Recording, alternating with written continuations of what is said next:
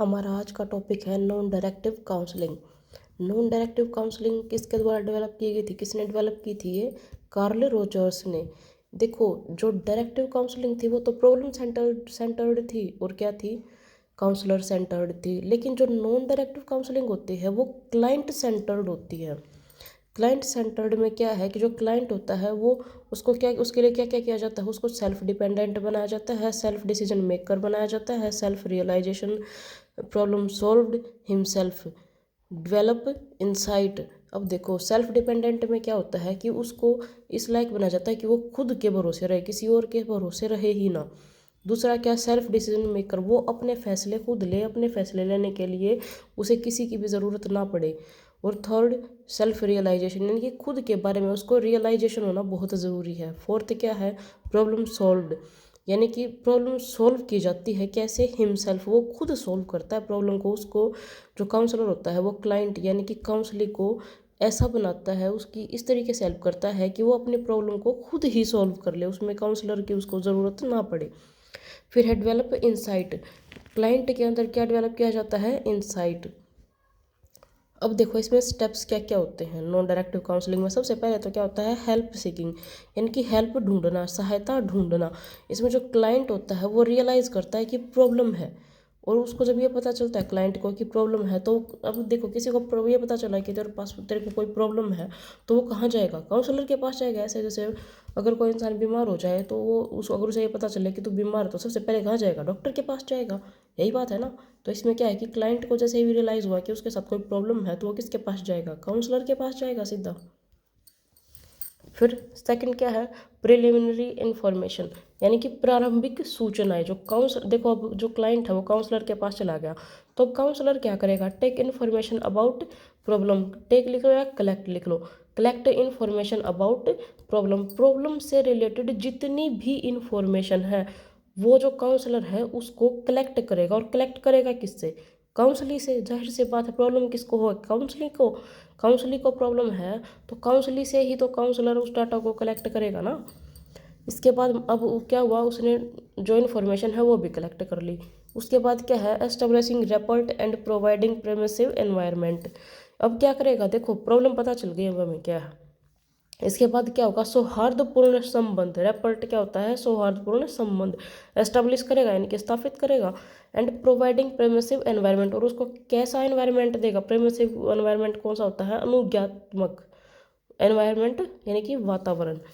इस तरीके का एनवायरनमेंट उसको दिया जाएगा। फोर्थ क्या है, इमोशनल रिलीज एंड एक्सेप्टेंस। अब देखो, हिंदी में क्या बोलते हैं, संवेगात्मक अभिव्यक्ति तथा स्वीकृति।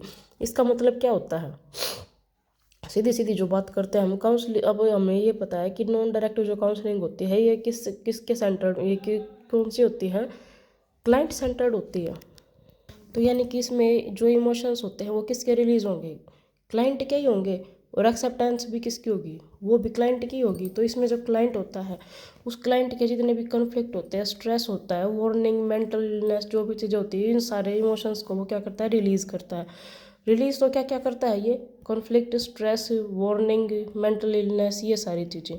और एक्सेप्टेंस एंड अंडरस्टैंडिंग किस चीज़ की होती है, एबिलिटीज़ की, कैपेबिलिटीज़ की, टैलेंट की, लिमिटेशन, यानी कि उस क्लाइंट के अंदर कौन कौन सी एबिलिटीज़ हैं, कौन कौन सी कैपेबिलिटी क्या है उसकी, उसका टैलेंट क्या है, उसकी लिमिटेशंस यानी कि कमियाँ क्या क्या हैं।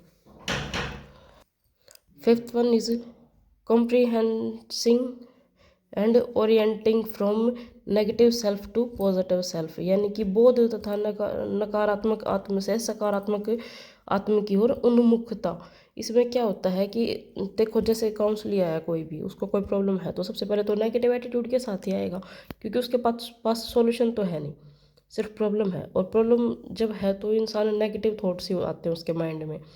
उसके बाद जब उसको जैसे जैसे हेल्प मिलेगी, काउंसलर उसकी हेल्प करेगा, तो उसके माइंड में कैसी पॉजिटिव जो है वो पॉजिटिव सेल्फ बनने लग जाएगी। फिर इसके बाद सिक्स क्या है, insight development and it's translation into action, मतलब सूझबूझ तथा इसकी क्रियान्वयन। उसके अंदर जो क्लाइंट है, उस क्लाइंट के अंदर क्या किया जाता है, इंसाइट डेवलप किया जाता है और इसकी ट्रांसलेशन की जाती है एक्शन में। यानी कि उसके अंदर पहले तो इंसाइट डेवलप की, उसके बाद उसको क्या, किस में लाया गया, एक्शन में। सेवंथ क्या है, faith in one's goodness of abilities, यानी कि उसको अपनी अच्छाई और योग्यता में बिलीफ होने लग जाएगा। जब वो काउंसलिंग होती है उसके, यानी कि जो काउंसलिंग का जो प्रोसेस होता है ड्यूरिंग काउंसलिंग, डेवलप सेल्फ, उसके अंदर क्या डेवलप किया जाता है, सेल्फ।